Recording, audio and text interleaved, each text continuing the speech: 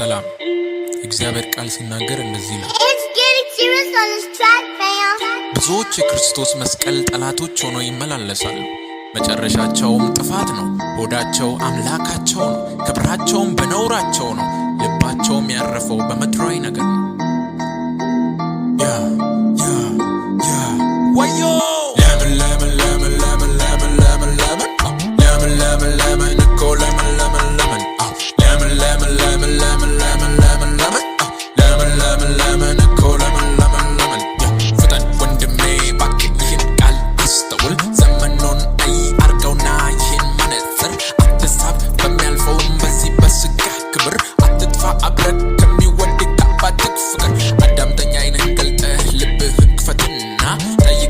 ግን የመስቀሉ ጠላት ነኝ እንዴ በልና አትደራስ ከብኝ የሆድም እንጀራ አትገኝ ኖር በሞላበት የክብር ጮራ። ምክንያቱም ሰይጣን ካንተ በላይ ብልጥ ነውና እምቢ በል ተከተል ኢየሱስን ሁሉን ጣልና እዚህም እዛም ዓይንህን ማረጉን ተውና አምልጥ ለጊዜያዊ ደስታም ከሚቀርብ ጓደኛ።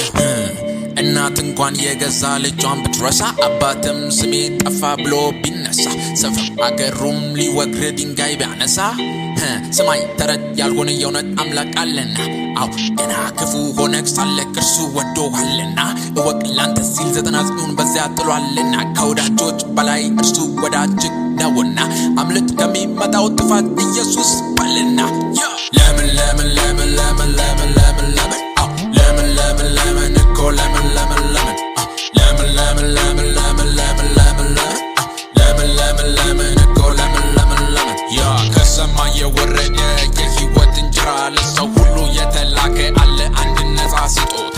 ማንም የተጠማ የተራበ ይህንን ይስማ የዘላለም ሕይወት ያገኝ በኢየሱስ በማመን ብቻ።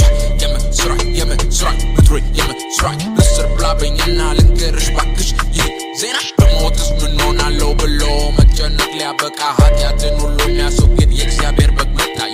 ሰው ግን በደለኛ ክፉ አድራጊ ነው፣ ወንጀለኛ ይፈጥናል እግሩ ላመፅ የሆነ መከረኛ። ስጋው ነፍሱን እየመራ ተቸግሯ በጨለማ ነገር መኖሩን ሳያቅ ማከማቻል በጎተራ ለምን እንኳን መፈጠሩን ሳያቅ የላዩን ሳይሆን ይቆፍራል የምድሩን። አልገባውም ራቁቱን እንደመጣ በዚያው መልክ እንደሚመለስ ያስተውሎ ኖሯል እንደማይችል ነፍሱን ማቆየት።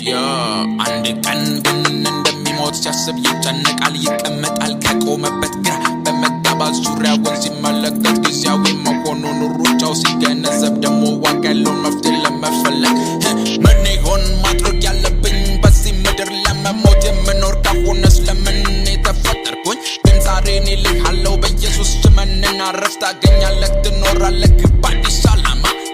ለምን ለምን ለምን ለምን ለምን ለምን ለምን ለምን ለምን ለምን እኮ ለምን ለምን ለምን ለምን ለምን ለምን ለምን ለምን ለምን ለምን ለምን ለምን ለምን እኮ ለምን ለምን ለምን ሳሚ ቶኒ